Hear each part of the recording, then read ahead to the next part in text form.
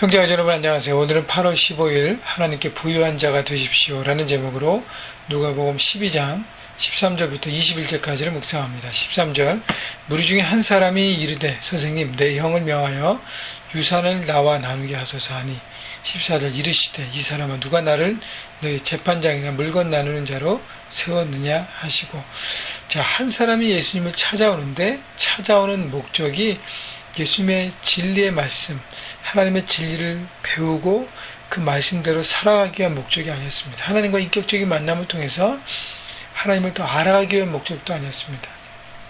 자기의 삶에 어떤 구원의 문제를 가지고 주님 앞에 그 문제를 해결하려 나온 것도 아닙니다. 단지 목적이 부모의 재산을 다 독식하고 혼자 가지려는 형과 나눌 수 있도록 그렇게 해달라고 부탁하러 왔습니다. 다시 얘기하면 인생에서 자신의 목적과 자신의 이익을 위한 도구로 주님을 사용한 것입니다. 우리는 많은 부분에서요, 내 뜻과 내 생각과 내 뜻을, 내 것을 챙기기 위해서 주님을 도구로 사용하는 경우가 많이 있습니다. 그래서 내가 필요할 때만 주님을 찾습니다. 그리고 내 것을 채우는 동기로서, 그 도구로서만 주님을 찾는 사람이 많은데, 그렇다면 우리가 주님 앞에 나오는 목적이 잘못된 것입니다.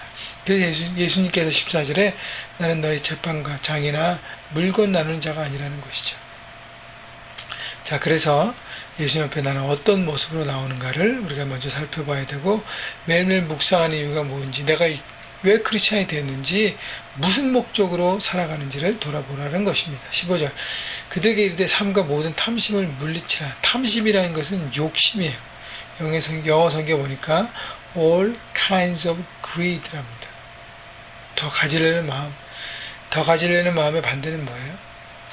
자족하고 만족하고 감사하는 마음이에요.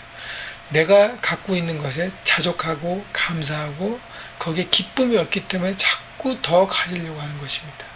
자, 형의 문제는 뭐예요? 부모가 주신 재산을 혼자만 차지하려는 이기적인 욕심입니다.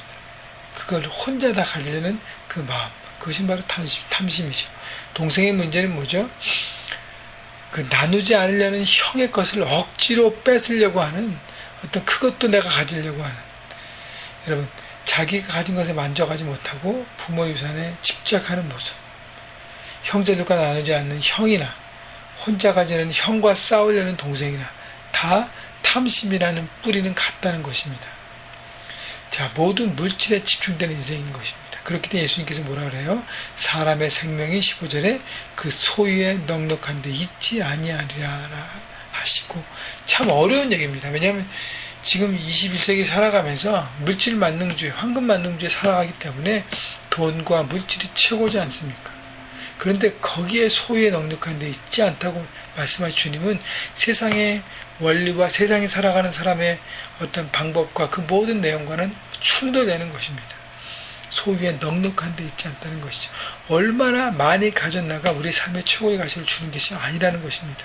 이것이 바로 세상과 충돌되어 살아가는, 하나님의 뜻 가운데 살아가는 모습인 것입니다.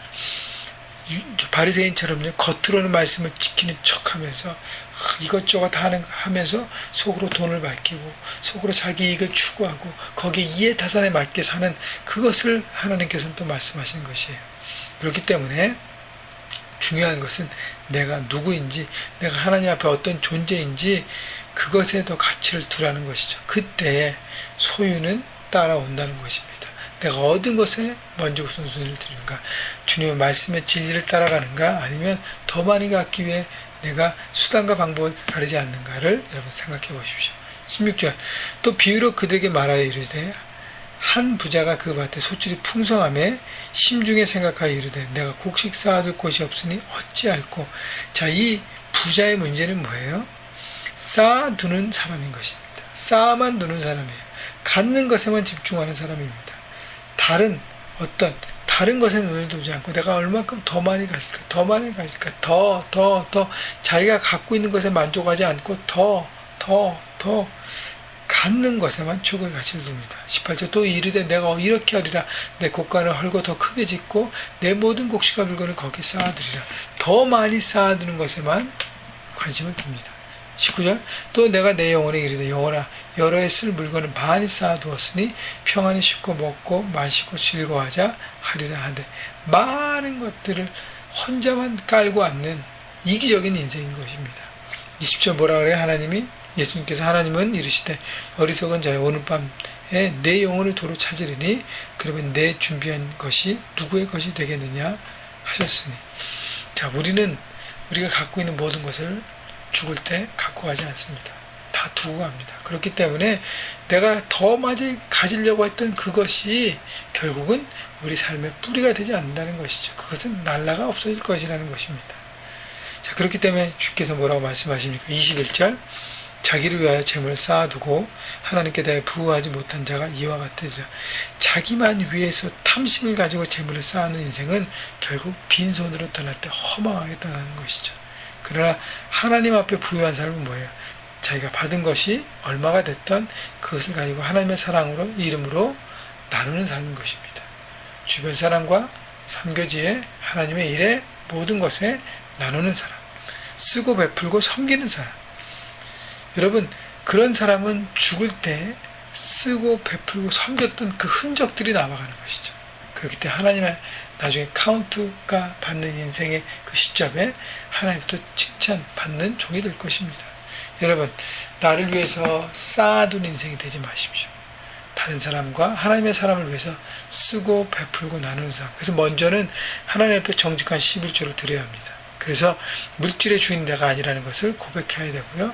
나머지의 것을 가지고 정직하게 하나님의 그 모든 일들에 나누고 베풀고 섬기는 일에 내가 그것이 얼마나 갖고 있던 관계없이 내가 얼마나 하고 있는가가 중요한 것입니다. 그래서 내 중심의 가치가 무엇에 있는지 오늘도 돌아보시고 주님 앞에 그리고 삶의 현장에서 올바른 물질을 사용함으로 하나님의 귀한 쓰임받는 그래서 하나님의 부유함을 누리는 여러분 모두가 되시기를 주님의 이름으로 축원합니다.